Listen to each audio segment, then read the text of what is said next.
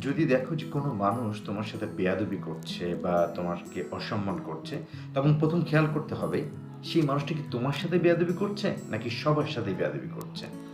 যদি শুধু তোমার সাথে বেয়াদবি করে, তোমাকে অসম্মান করে সবসময় কথা বলে, তাহলে বুঝতে হবে তোমার পার্সোনালিটিতে সমস্যা। তুমি তার কাছে সেরকম পার্সোনালিটি উপস্থাপন করতে পারো নাই, ফলে সে তোমাকে সস্তা ভাবছে। তোমার সবকিছুই তার কাছে সহজলভ্য। এইজন্য সে তোমার সাথে এরকম করছে।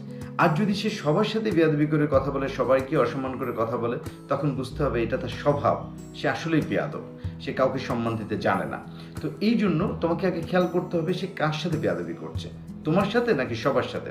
আর আরেকটা কথা, যদি শুধু তোমার সাথে বেয়াদবি করে, তাহলে তোমার পার্সোনালিটিটা ঠিক করতে হবে। তোমার ব্যক্তিত্বে যে সমস্যাটা ছিল, সেই সমস্যাটা একটু ঠিক করতে হবে। তাকে এমনভাবে তার সাথে মিশতে হবে, সে যেন তোমাকে সহজলভ্য ভাবতে না পারে। কারণ সবাইকে প্রশ্রয় দেওয়া ঠিক না। কারণ কেউ প্রশ্রয় দিলে মাথায় ওঠে। সবাই প্রশ্রয় দেওয়ার যোগ্য না। এইজন্য খেয়াল করতে হবে তোমার পার্সোনালিটি, তোমার ব্যক্তিত্ব ঠিক আছে কিনা। সবার সাথে তার মতো করেই মিশতে হবে যে যেরকম। ভালো থেকো।